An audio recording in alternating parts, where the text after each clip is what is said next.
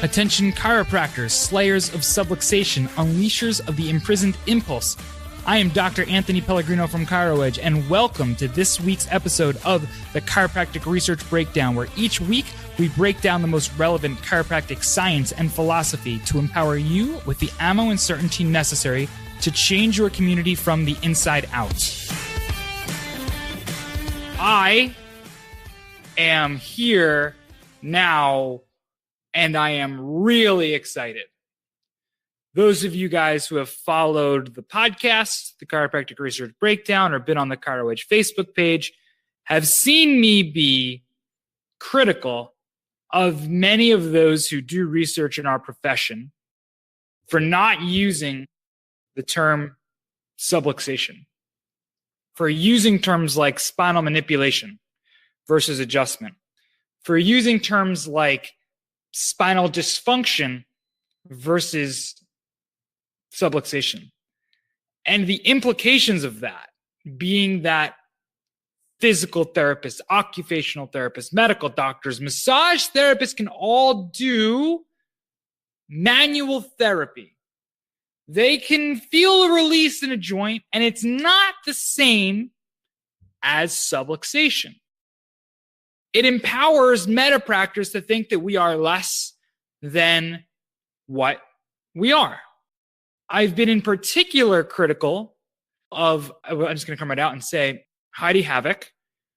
And the reason I've been so critical is because I've always wanted to love her research so much, because her view and her study of the nervous system is she does so much.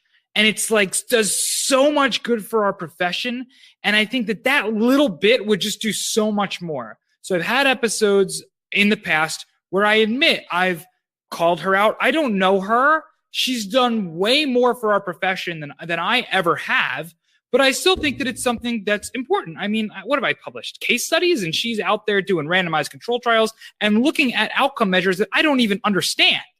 So like, who the heck am I to do that? But I have, because I think that it's important. So a bunch of people sent me her most recent research on stroke recovery. And of course, I looked at it, went through it, and we made it into a patient newsletter. But I wasn't really excited about it at first until I really sat down and analyzed it. And Dr. Haavik, I'm here publicly saying that I take back now, after having read this beautiful piece of paper, I take back everything that I said. Now, you don't know who I am. I am small potatoes. Oh, my wife's Irish. She loves fries. But I am small potatoes compared to everything that you've done, so it doesn't even matter that I take it back. But I still want you to know that I'm sorry, and thank you for putting these words onto this paper. We're going to go through it now. If any of you guys have a close relationship with Dr. Haavik, if you think that she might want to come on here and talk about research like this, and talk about mechanisms and talk about the stuff that's at a higher level that I don't even understand really, and would love to understand better, and would love to take it and break it down to some of us who are just more into our practice, more into clinically relevant, and you want to listen to this podcast so we can take that research and break it down into a way that you can understand, so that you can go and take that and break it down in a way that your community understands. If you guys think that she would want to come on here, please let her know. I will reach out to her. We'll have her on here. I don't expect it to happen, but it would be pretty cool. All right. So after my confessional, let's dive into scientific reports from the journal Nature. The effects of a single session of chiropractic care on strength, cortical drive, and spinal excitability in stroke patients. Now, every other article I've read from her, we say things like spinal dysfunction, we say things like chiropractic manipulative therapy or spinal manipulative therapy, but this just says chiropractic care. So I should have known right from the get-go that maybe this was going to be a little bit different. But it took me going in to see. I am not going to do her a disservice of breaking it down for you. I'm going to read to you a couple paragraphs from this introduction section. I hope that that's okay. Once again, we're looking at recovery in individuals following stroke. Numerous rehabilitative approaches have been shown to promote motor recovery after a stroke. These include physical therapy, motor relearning, and brain-computer interface-based approaches, amongst others. These approaches generally involve long-term treatment as a part of a large rehabilitation team. Advanced strategies are constantly being developed and tested in an attempt to improve long-term outcomes for stroke survivors. One possible intervention that may improve post-stroke motor recovery, but has to date not been adequately tested, is chiropractic care. Okay, I agree so far. Here we go. Just like chiropractic, and I'm sorry, I'm really excited. I'm really excited to do this, guys. Chiropractic care involves a holistic approach to health with a particular focus on the relationship between the spine and the nervous system. Traditionally, the main focus of chiropractic care has been the location, analysis, and correction of vertebral subluxations. Did I just read an article in Nature's Scientific Reports that said that traditionally the main focus of chiropractic care has been the location, analysis, and correction of vertebral subluxation? Did I just read that? Okay, let's go first. I might have to unbutton this shirt a little bit. It's getting hot. Vertebral subluxations are recognized as a biomechanical lesion of the spine by the World Health Organization. They have been defined as a self-perpetuating central segmental motor control problem that involves a joint, such as a vertebral motion segment that is not moving appropriately, resulting in ongoing maladaptive neuroplastic changes that interfere with the central nervous system's ability to self-regulate, self-organize, adapt, repair, and heal.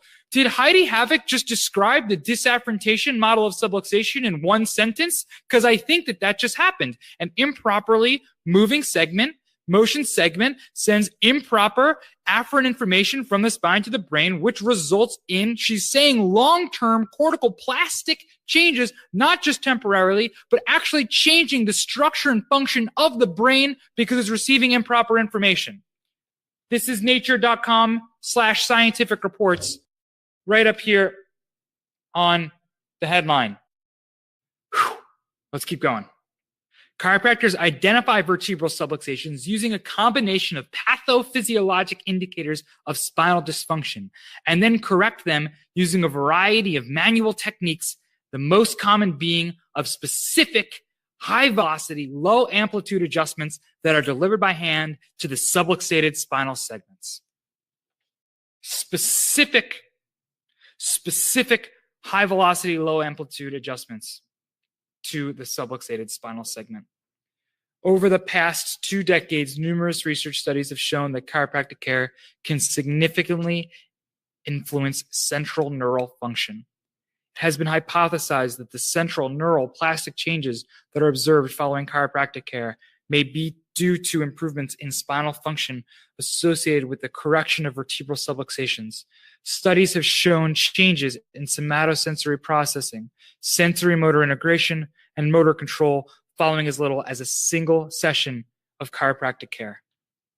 I'm sorry for getting emotional on this podcast, but that was one of the most beautiful things that I've ever seen in my life. Thank you, Dr. Haavik.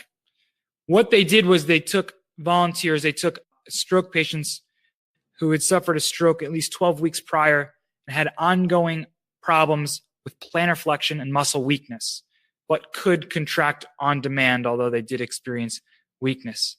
They were ineligible to participate if they were not subluxated, which is standard. This is one of the things we were talking about in the last episode about epidemiological research. They had to throw out people who weren't subluxated. They assessed for subluxation using static palpation, muscle palpation, and motion palpation. Honestly, at this point, I am cool with that being the evaluation. We got static, we're feeling for facilitation of muscles, we are assessing for motion, we're pounding on high spots but I don't care. At this point, I just don't. I'm too excited. They did that, and also they adjusted them in the subluxated areas versus a control group, and the control group was that they did an examination and they did an adjustment setup, and they just didn't contact the specific subluxated vertebra.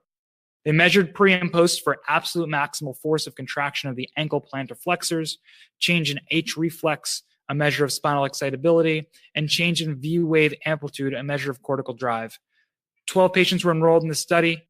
The experimental group received one adjustment wherever necessary. If subluxation indicators did not clear on a post-check, they rethrusted and analyzed again to make sure that the indicators of subluxation cleared. Results. There was a significant increase in plantar flexion maximal force of contraction. The H reflex, which was a measurement of spinal excitability, did not change. The V wave, or it did change, but it was not statistically significant. And because she's a responsible researcher and understands how to actually write research, unlike some articles we've reviewed previously, she mentioned that yes, it did improve, but no, it was not statistically significant. And that's how you do it if you're a scientist. She also noted that there was changes in V wave amplitude, which is a measure of cortical drive, but that was also not statistically significant.